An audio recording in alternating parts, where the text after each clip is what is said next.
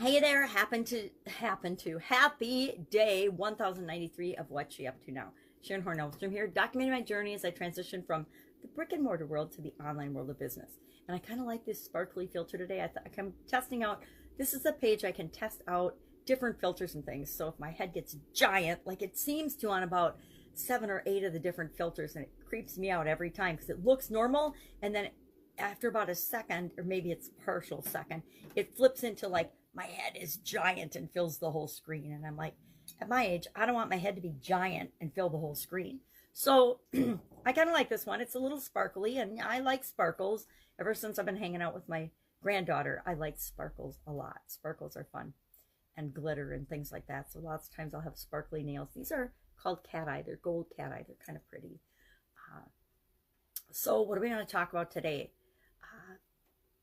Practice. I want to talk about practice and practice moves. Do you practice things? Do you just jump in with both feet and do something and see what kind of results you get? Very few people do that, but I personally think that's an amazing way to be, because you get results faster. Do you sometimes crash and burn? Absolutely. But do you get results faster than people that think about and commiserate and worry and doubt and wonder and have to learn everything before they take a single action? Now, normally I didn't think that I was that way, but when I went from the offline world to the online world, I realized that I fell into that learning loop trap where I felt like I had to learn this and then that and then this and then another thing and another thing and another thing before I could actually do anything or put anything out there into the online world. And I lost probably a year of time doing that. All of 2017, that's pretty much all I did. Now, I had some health challenges there too, so I could make excuses, but I'm not going to. The truth is, 2017 was a whole year of pretty much just learning, finding something else to learn, and then learning that, and then finding something else to learn. And I know I launched a few things and put a few feelers and things out there, but not hardly anything. Not hardly anything that I would look back on and consider a success. A success in that I actually put it out there, but not a success in terms of what I wanted to accomplish with the thing I put out versus the results that I got with the thing I put out. So practice moves. Do you practice? And practice is just actually doing something, right? And when we're practicing something, we're doing that thing. If I want to learn how to play tennis, I can read some books, I can watch some videos, but until I get my tennis shoes on, my racket out, my balls, which I don't play tennis anymore since my vision's gone, but it used to be one of my favorite things to do because I could bang things I could hit things hard and I could bang things. So if I was ever frustrated, and I'm sure as a kid I was frustrated, I would just go, I'd hit balls against the backboard or against the barn. And we had a giant old barn door that had, the boards across it. So what was cool about practicing on that is you'd hit the ball, but depending on where you hit the barn door, you weren't exactly sure where it was going to go. So it was actually really good practice for tennis. So that actually helped me to become a better tennis player because I practiced every day, and I practiced, not only with other people, but actually with things and circumstances that would make me quicker, better, faster.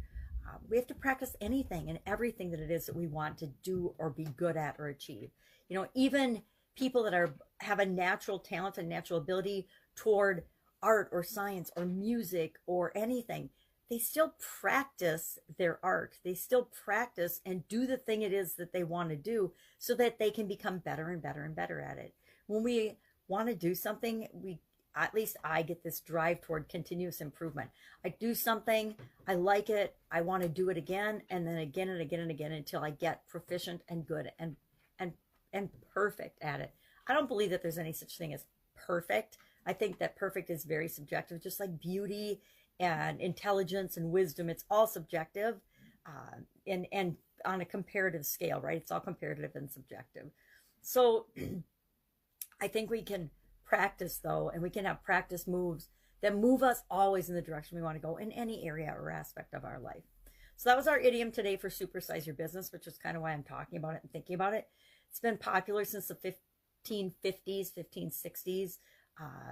Back in the day, it took a long time for expressions to travel around, right? We weren't nearly as connected as we are now, especially with the internet. What used to take like 50 years to become popular and used in writing. Now, in a day, it can be a day or two.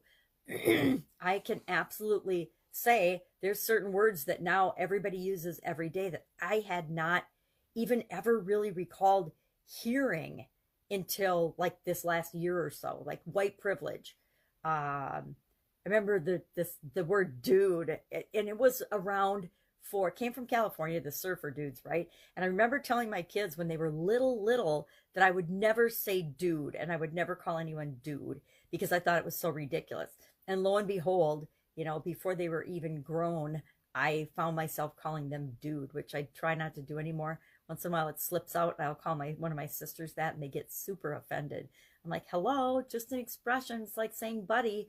They don't like to be called buddy either, so I won't do that. But sometimes we just say things, you know, I call my kids buddy sometimes, or dude. And it's interesting how quickly those different terms get adopted now, and how information spreads like crazy and so quickly, you know, in a day or so, everybody, you know, or millions and millions of people know about something that used to take, you know, weeks for people to hear about or know about with traditional news sources, you know, even with the newspapers and the television news. You know, we thought TV was going to super speed up everything, which it did, but the internet has just done that, you know, I don't know, 100-fold, 1,000-fold. So that's how we get communication out. It's just faster now. And so we have to be careful, right? I think we have to be careful what we say, and what we do and what we think, because it does impact us, even if we don't think it does. Like, practice makes perfect. I've heard that my entire life. You know, Vince Lombardi, the coach, said, perfect practice makes perfect. And, you know, we weren't really a football family, being all girls and just my dad. But my dad was a really good father and coach, and he coached us a lot on, you know, there's no such thing as can't. Practice makes perfect, things like that. And I very much appreciate that and miss him. Our annual challenge this year, every year for this is the 4th year in a row, I've done a 365-day challenge for myself, a personal challenge. And the first one was to do one thing every day that stretched my comfort zone. And I had a little book that I found, because I was actually originally bought the book at the cabin I bought a copy for me and a copy for a friend of mine, because we were in a network marketing business together, and we were both scared to do stuff because the systems and the things that they teach you in certain network marketing organizations just feel bleh to me. It works for a lot of people, obviously works, but for me, it didn't feel right. It didn't feel like it was in alignment with me. And so I got us both this book, Do One Thing Every Day That Scares You, which was a precursor to this book. And every day I committed to myself that I would do a live video to wake up my voice and to get moving and to stretch my comfort zone, to make it so that I wasn't afraid to do live videos, because I was like everybody else. I don't think anybody, or hardly, there's, you know, I'm sure a percentage of the population that wakes up and say, woo, live video, I'm going to make videos, I'm going to be famous. But the rest of us humans, we're like, yeah, I'm never making a video. It's never going to happen. And I was in that camp of, I am never, ever, ever, ever, ever going to make a live video. And then, of course, I got, you know, convinced over the course of it took about a year, I think, before I actually said I would, and actually did a video. And I did my first one there's a little beaver puppet back here right behind me. And I keep it behind me to remind me, or by me to remind me, that, you know, there's always a way to figure something out and do it, even if you're scared or nervous or inexperienced. And so I remember my first live video was with this puppet, and I called it Betsy. And I feel really bad because Betsy's my little sister's name, and she's an incredible person who supports me in so many ways and helps me out in so many ways, and calls me on my stuff because she's a psychology major. So she catches me doing stuff. She's like, really? Did you just say that? I'm like, yeah, sorry, I just did say that.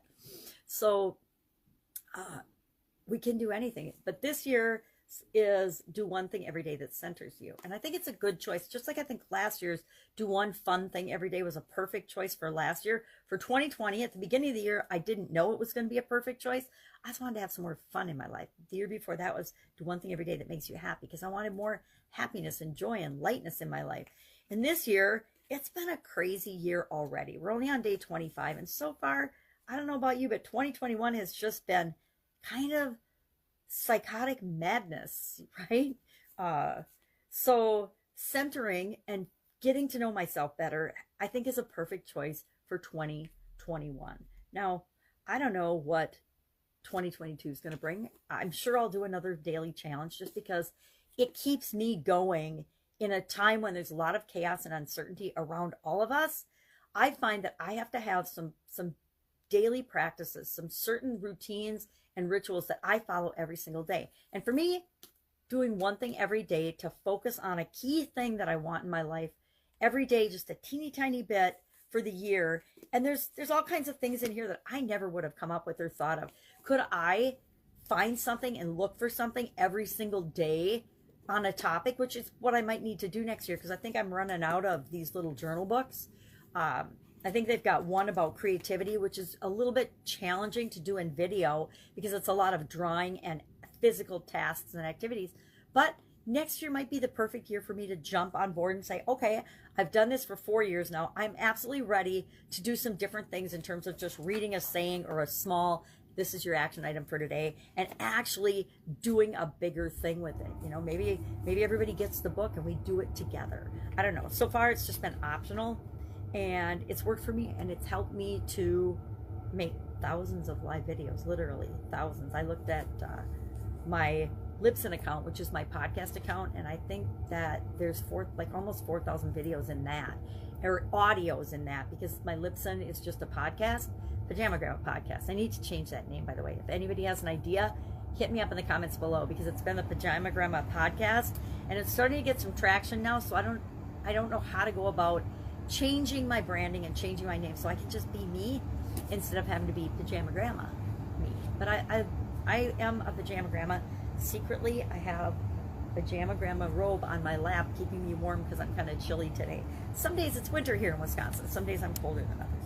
All right, so today's was all about your nest, that mankind has people around them that support us, and they're our nest. Just like a bird has a nest to protect it and its babies, we have a nest. Just like a spider has a web to catch its food and to protect it, we have our own nest, and our nest is friendship. So who in your life is there to protect and support you, and that you can call on when you need them, that make you feel awesome and that support you no matter what? That's your nest. So that was fun. That was a fun take. Like I said, I would not have ever thought of comparing or thinking about the people that support me. I call them my bubble, my shield of protection. The people in my shield of protection, a nest, but it's a different way of looking at it. And so now I've got a more lighthearted, fun way of visualizing and thinking about that particular way of centering myself. All right, fun challenge. I've got my stack of, not fun challenge, Get Up and Go challenge, February 1st. Got my stack here from the previous challenges. Did 5 30-plus day challenges last year called Get Up and Go, which was perfect for 2020 because I don't know about you, but with all the uncertainty and all the craziness, I originally just thought, you know, hey, it's going to be 2 weeks, this too shall pass. And then 2 weeks before it was even close to over became the next 2 months. Then schools were shut down and everything was just instantly shut down and cut off. And I needed to find something to keep going, keep me going, and keep the people that I interact with getting up and going every single day. So did a couple challenges before that, before COVID hit, just how to do challenges, because I've been doing challenges for decades, and then rolled into Get Up and Go challenge. The first 30-day one was in April because we were going to be shut down for 30 days, and I'm like, all right, we need something to do every single day. And I was hanging out with my granddaughter because she hadn't started school, kindergarten. She started this past fall. She hadn't started school yet, and there was no school anyway. And so we wanted to get her out of daycare, so she came to me every day so her mom could work from home. And we had a great time, but that meant I had to find ways to do things early in the morning before she came at 7, and then in the evening after she left, like 6 or 7, depending on what time, you know, how long her mom had to work and stuff. So I had to find ways to keep moving forward during the crazy pandemic times, just like everybody else did. And that's what worked for me, and it worked so well that I've kind of made it my thing. I developed the SOAP framework, which is something that I've actually been doing personally for decades and helping other people do, people that work for me in corporate America, as well as people that worked in my businesses all along, and lots of different businesses. But I never had a name for it. And soap just seemed to be the perfect thing for 2020 because we were washing our hands and sanitizing our hands all the time. Now, I'd been in the food business for 35 years, so you think I would have thought about it sooner? Because I always wash my hands like 30 times a day. I'd always have the just dry, cut fingers and those little finger cuts because I was always washing my hands and using lotion, but it still wasn't enough. Every year, I'd get those little cuts, and I'd get my Next Care from 3M, and I'd be painting them. So then I'd have to wear gloves on the floor at work, so it was interesting. All right. That's what I got. That's what I'm talking about today. That's what I'm thinking about today. The Get Up and Go Challenge will be the focus of my work plus my other work that I do normally today. But for the most part, that is what I'm excited about. I'm excited about doing it on February 1st. I hope you'll join me. It'll be on, guess what? The Get Up and Go Challenge Facebook page. And then we've got a private group where you can go, and actually in the private group, in the units in each of the units, I think we've got 8 units now. We've got all the content that we created last year for the Get Up and Go Challenge. So if you're curious, you can go and check those out. This one's going to be different, and that's what I'm working on today is what do I want to do to blow up what I did last year with the Get Up and Go Challenge and have it be more fun, more interactive, more entertaining, and more all about what really works for you to get up and go. I know it works for me to get up and go, but what will work for you? That's what we want to find. All right, have an amazing day. If I can help you in any way, if you've got any questions, just ask in the comments below or direct message me. Sharon Horne-Ellstrom. Have an amazing day. Bye. Awesome Monday.